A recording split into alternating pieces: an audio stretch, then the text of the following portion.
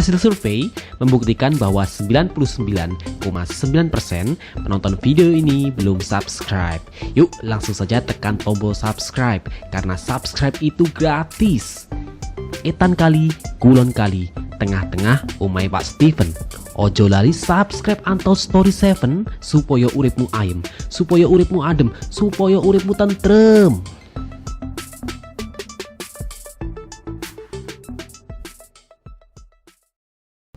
Tabrakan kereta api Bintaro 1987 atau yang dikenal dengan nama tragedi Bintaro 1 adalah peristiwa kecelakaan tragis yang melibatkan dua buah kereta api di daerah Pondok Betung, Bintaro, Jakarta Selatan pada tanggal 19 Oktober 1987 yang merupakan musibah terburuk dalam sejarah perkereta-apian di Indonesia. Peristiwa ini juga menyita perhatian publik dunia.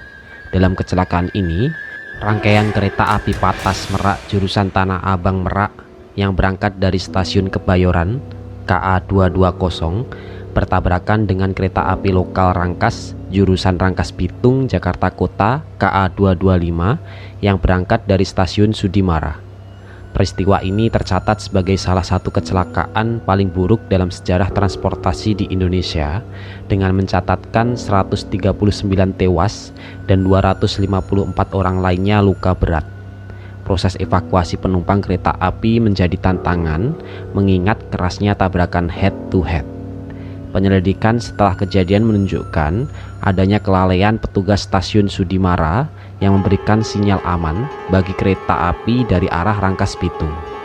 Padahal tidak ada pernyataan aman dari stasiun Kebayoran. Hal ini dilakukan karena tidak ada jalur kosong di stasiun Sudimara.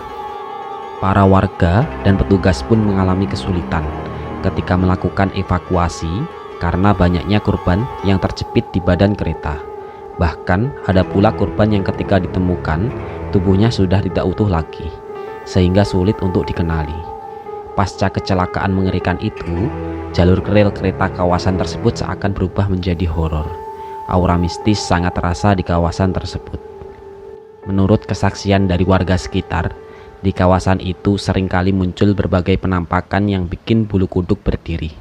Kisah horor yang pertama berasal dari penuturan warga sekitar. Warga yang berada di sekitar perlintasan kereta api Bintaro kerap melihat berbagai kejadian ganjil. Salah satu penampakan yang paling sering adalah sosok badan tanpa kepala yang menggelinding di area rel sejak peristiwa kecelakaan itu terjadi. Terkadang badan tersebut melayang-melayang di malam hari layaknya leak. Konon, potongan badan tanpa kepala tersebut merupakan arwah dari para korban tragedi Bintaro yang ketika dievakuasi badannya ditemukan sudah tidak utuh lagi. Hal itu membuat mereka menjadi arwah penasaran. Selanjutnya ada kisah tentang penampakan sesosok hantu berwarna hitam dengan mata yang merah menyala. Hantu ini diyakini kerap mengganggu para pengguna jalan. Mitosnya, para pengguna jalan yang melewati area perlintasan kereta api dan kebetulan bertemu dengan sosok ini, maka orang tersebut akan mengalami kecelakaan. Hampir setiap malam, di kawasan perlintasan kereta api ini diramaikan oleh berbagai suara aneh. Salah satu yang cukup sering terdengar adalah suara rintihan minta tolong.